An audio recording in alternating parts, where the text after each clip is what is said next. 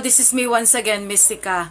I am just an ordinary Filipino citizen, but I thought I really need to give my piece because as what I have seen or as what I have already heard from different people giving out their statements or giving out their piece, well, I am sure that I also have the freedom in order to give you mine, okay?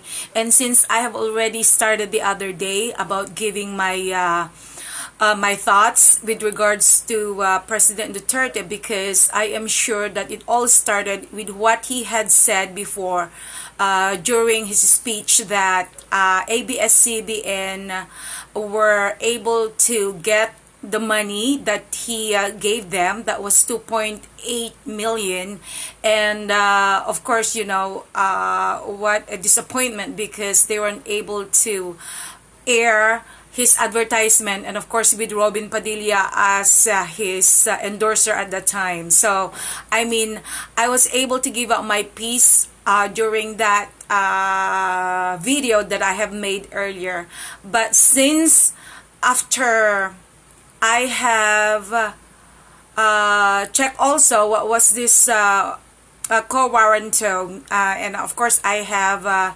made a different plan that I would give also my piece at this point with regards to what has been given to the Supreme Court by Kalida, by Solgen, okay, Solicitor General Kalida. So with my own thought, okay, this is my own thought, okay, I have nothing against ABS-CBN, I have nothing against Duterte, and as a matter of fact, I had said that I really salute the president for what he has done, because in terms of his bravery, he has already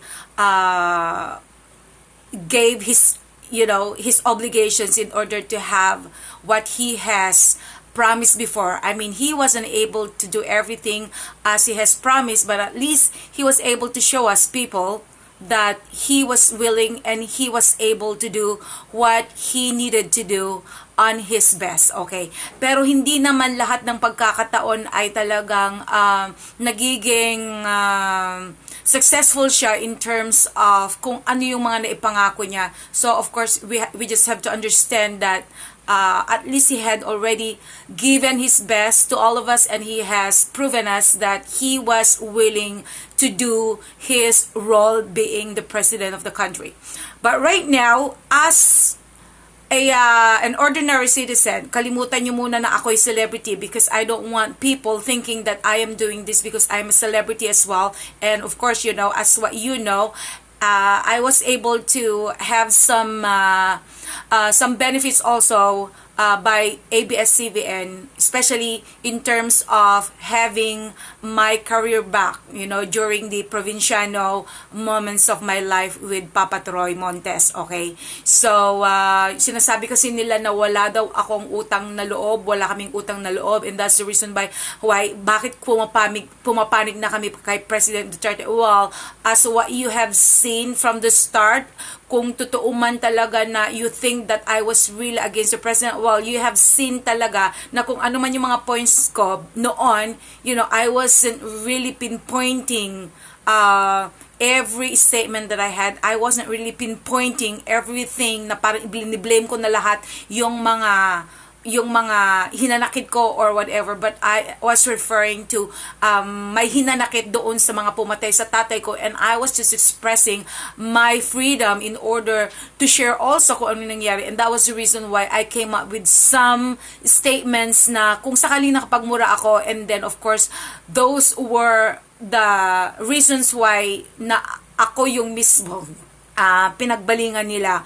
ako yung sinapak, ako yung minak, o ako yung crucify ng mga tao, because for sure they were really on the side of the president. So ayaw nila na may magsalita against him. But ako naman, bilang isang mamamayang Pilipino, and I believe that we live in the Philippines with, a democratic country, and of course with the freedom to speak, di ba, kung ano yung gusto natin. So we have freedom of speech, and of course we have freedom of the press as well, okay? So kung ano man yung sinasabi ko noon na nagiging dahilan din kung bakit ako na convinced na para bang to go against Duterte, because of the fact that when I was looking in every advertisement or in every news on TV, especially on ABS-CBN before, okay, so I was being manipulated, I was being brainwashed, okay? Pero, eto na yun it was their freedom. Actually, I realized it was their freedom. So, it's up to us then kung maniniwala ba tayo in every advertisement or in every news that we see on TV, unless that we go and search more in order to find the truth or the real facts. Okay? So, by the time that I was able to get the facts na hindi naman pala lahat ng mga pagkakataon ay talagang masama talaga kung ano yung negative issues na pinapalabas nila. But on the other side of Duterte, I was able to see also kung ano yung heart niya. Okay? Kung ano yung mga malasakit niya doon sa mga tao, lalo-lalo na yung mga may kapansanan, especially those people na talagang disabled or those people na may mga cancer, especially those children before. So doon ako naantig, doon ako natunaw, thinking na, well, I have never seen any politicians na ganun ang feeling niya, at nakita ko na dahil, of course, you can see his emotional feelings at the time. So, doon ako na tunaw, and that's when I realized, all of a sudden, that I really had to make my statements na binabawi ko kung ano yung mga hindi magandang nasabi ko sa kanya, and I did it, okay? So, right now, this is not to give a statement para bigyan ko ng kung ano-ano yung mga inaakala mga tao na baka mamaya magsasalita na naman ako against Duterte or whatever. They were saying na baka mamaya bigla na naman akong umeentra, pagkatapos mamaya at maya bibigyan ko na naman kung anong yung mga statements na hindi daw maganda against the president. No. Because ever since na siya yung naging presidente, ever since by the time that I have already committed my trust to him, and then of course, I had to make sure na in every angle of his presidency, I was there. I was actually looking in at every statements or every single day. Nakikita ko kung ano naman yung mga ginawa niya. And of course, just like what I said, I really salute him for everything that he has done, especially sa kanyang katapangan na talagang pagmamalasakit sa ating bansa. Okay, in terms of katapangan, nandoon na yun Nandoon na yung katapangan I really salute him. I have nothing against him in terms of that qualities that he has. Okay, matapang na ako, matapang. Pero ito ngayon, ibahin naman natin yung situation ngayon, and of course, kung ano yung katapangan niya pagdating sa pakikipaglaban doon sa Marawi or whatever, that's totally different. This is now a matter of sino ba yung masasaktan? Sino ba yung mga mawawalan ng trabaho? Sino ba yung magsasuffer kung sakali man na naipasara ang ABS-CBN? So for me, on my own assessment, lalo-lalo na at nakikita ko talaga na if ever na maipasara ito, I mean, we are talking about this big people who has, they have their own businesses everywhere, di ba? So, meaning to say, kahit ipinasarado ang ABS-CBN, there's always gonna be a lot more businesses out there na pagtuunan nila ng panahon. Unlike doon sa mga tao mawawalan ng trabaho, unlike doon sa mga tao o kay mga artists mawawalan din ng tinatawag nilang home, lalo-lalo na yung mga matagal nang naibigay kung ano yung time nila in terms of working to ABS-CBN. So I'm talking about my co-artists. Ako, hindi naman siguro ako yung tao na pwedeng sabihin na ganun din. Because every one of us has or has his or her own kind of life na pwedeng ipagtanggol, okay? Kung sila pinagtatanggol nila sa sarili na baka daw kasi mawawalan na daw silang trabaho and then they cannot find anywhere else. Ako, matagal na akong walang trabaho because I've always considered myself as an entertainer in terms of show business kasi doon ako dapat talaga nararapat. Doon ako nababagay and that is actually the kind of business, that's what we call it, show business. That's the kind of world that I really belong. Kaya ako naman pinupursige ko pa rin hanggat may kumukuha pa sa akin, okay? So as much as I really wanted to emphasize na batas is batas, pero sometimes we really have to consider also kung ano yung mga masasagasaan, kung ano yung naman yung masasaktan, at kung sino-sino ang magsasuffer, okay? So, ang batas is batas. Yeah, I have no question about that. There is no question in terms of batas because the law is always the law, and of course, ignorance of the law excuses no one. Kaso, itong case naman kasi ng ABS-CBN is just like what they claim na wala daw silang permit or whatever, but as we have seen na mismong coming from ABS-CBN na meron naman daw silang na-accomplish o kaya lahat ng mga requirements ay naibigay na nila, pero there are certain parts doon na question, okay?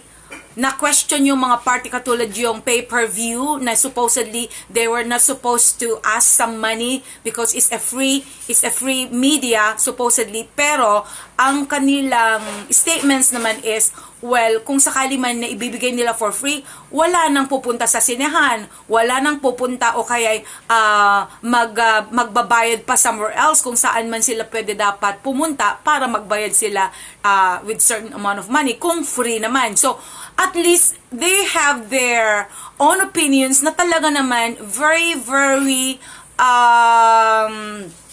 very specific naman na talagang we have to consider also. Okay?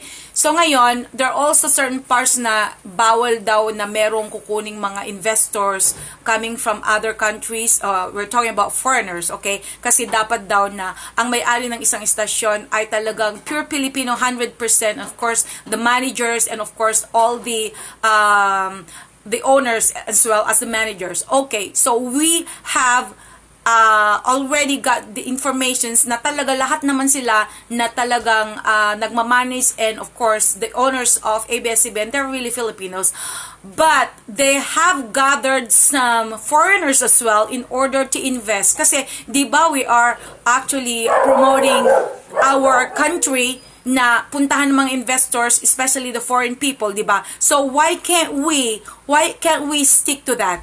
Diba? Why can't we stick to that? Hindi nyo ba alam na because of the help of other countries, katulad ngayon nga, diba? We cannot deny that we really do need some foreigners in order to come to the Philippines and of course in order to invest. Kaya nga tayo nag-encourage na the more investors coming to our country, ay the better para at least matulungan ang economy ng ating bansa, di ba? So ngayon, dahil nga sa sinasabi nila na kasi nandoon sa law na kailangan talaga 100% Filipinos ang magmamanage and at the same time owners. Well, nandun na yon. 100% Filipinos talagang nagmamanage and owners as well. Pero yung mga nag-invest, of course, bakit hindi ba sila welcome na mag-invest sa atin? Well, in fact, sa mga iba't ibang sangay naman ng ating mga business in the Philippines, we are encouraging Filipinos. So why can't we also have foreigners to get involved with our broadcasting companies, 'di ba? So iyon. So ngayon, para at least kahit papaano maliwanagan o kaya mabigyan ng consideration sa mga to. So why can't we make a different contract, for example? I mean, because believe it or not, I am sure na kahit isasara ang ABS-CBN, they can always operate this in terms of broadcasting kasi they can always get somebody else in order to buy the company. At sila pa rin mag-ooperate without us knowing it dahil sasabihin nila na, well, ang may-ari ngayon is so and so. They can always get somebody else and then put a different name as the owner and put different names as the manager and stuff like that, so forth and so on, diba? So, hindi natin talaga mai-stop yun eh. We cannot control. Diba? We will not be able to control because as long as they can find somebody in order to buy the company, they can always continue the business, okay? Pero ang kawawa dito, after na maipasara, for example, siguro, it will not happen right away na merong bibili right away, whatever. Pansamantalang mawawalan ng trabaho, of course, yung kung sino-sino yung mga involved dito. We're talking about thousands. Noong una, sabi na 14,000, then 11,000, whatever. I'm sure that there's a specific, pero sila na lang nakakaalam. All we know is kung ano yung nababalitaan natin, yun ang ginagaya natin na sinasabi, okay. But, ABS-CBN is the only place who can actually know kung ilan talaga yung taong pinag-uusapan dito. But that is not the issue right here. Ang issue is, kung sakali man na maipapasara ang ABS-CBN, for sure, di ba? For sure, hindi mawawalan ng businesses itong mga giant people na to who are really owning the company, kung sino-sino mga involved or the investors or whatever, kasi shareholders or whatever, so they can always find somebody else in order to buy the company and then take over, pero nandun pa rin sila. So ano ang na-improve natin dito? What is it for us? Diba? What is it for us? Well, for sure na bilang ama, diba, masakit man isipin, of course ang pinaglalaban niya is, okay, matapang ako, eto yung ego ko, ganon. So, I have to be the one in power. Pero sometimes, bilang amaha, sometimes, we really have to think also kung talagang totoong may malasakit. Kasi, katulad nun, yung nakita ko noong chinek ko yung advertisement, sa bandang huli nakalagay, Duterte, tapang at malasakit. Yun ang ina-advertise. Yun ang kumbaga, yun yung pang-bait sa mga tao in order to be able to get their attention and of course, in order to be able to get their votes. Tapang at malasakit. Yeah, andun na yung tapang, pero nasaan yung malasakit? Okay? Kasi, as we know, the government is for the people and of course by the people and of course, it is the government of the people. Of, by, for. Yun ang ibig sabihin ng government. The government is not specifically only for those people na nasa gobyerno, kundi inilagay natin sila, tayo mismo ang pagsilbihan nila. Kaya nga tinatawag silang public servants. Meaning to say, tayo dapat ang pakinggan nila kasi inilagay natin sila sa kanilang posisyon in order for them to take care of us kung ano yung nararapat. Kasi kailangan nga naman talaga natin ang maglilid para sa atin, magdi-decide para sa atin, but kailangan mismong bago sila magdesisyon, bago sila magbigay ng decision, they really have to consider also ang kapakanan ng ating mga mamayang Pilipino if they really care. Kung meron talaga silang malasakit para sa atin as what they say, okay? So, yun lang po ang gusto kong sabihin na kung talagang totoo nga na may malasakit si Presidente and of course doon sa mga people in Congress dahil sabi mismo on national television na ang mismong makakapagdesisyon ito ay ang Congress. It's not even the Supreme Court, not even the Senate, the senators, not even the Senate, but the Congress. Okay? So, sana naman pati na yung mga senators, sana naman, I am sure that if they can really focus on the benefit of yung mga Pilipinong katulad ko, kasi isipin natin, what is it for us? Pag nagsara, what is it for us? 'Di ba? Meron bang maibabalik sa amin? Hindi naman ito yung katulad ng isa sana na parang hacienda na nandito kami nagtatrabaho, for example. So, tapos biglang inagaw ng isang malaking kumpanya o kaya ay private sectors. Pagkatapos, ipaglalaban, for example, dahil matapang ang gobyerno, matapang ang leader. So, ngayon, kukunin yun at ibabalik sa amin. Ibang usapan naman yon. Dito, kahit isasara, kahit kukunin yung ABS-CBN, what is it for us? Meron bang maibibigay sa amin? Meron bang ibibigay sa amin ng gobyerno para masabi namin na, yeah, because pag naisara yan, magbe-benefit kami dahil kami mismo ay mababayaran, kami mismo ay maibibigay kung ano yung nawala. Pero wala eh. Pag sinara yan, kinuha yung trabaho namin, kinuha yung pinagkakakitaan ng kung sino-sinong mga nagtatrabaho sa company na yan. So, what will they get once na nagsara? Wala. They are going to suffer. And it's not only those people na nandun na nagtatrabaho, kundi also the whole Philippines kung saan yung mga tao na nakikinabang naman sa istasyon na yon. Diba? So before we decide, we really have to think. It's either they're going to decide if papasara o hindi. And one thing for sure is, sana naman isipin nila kung totoong may malasakit sila, they really have to make the right decision as soon as possible. And that decision would be for us. Yun lang po.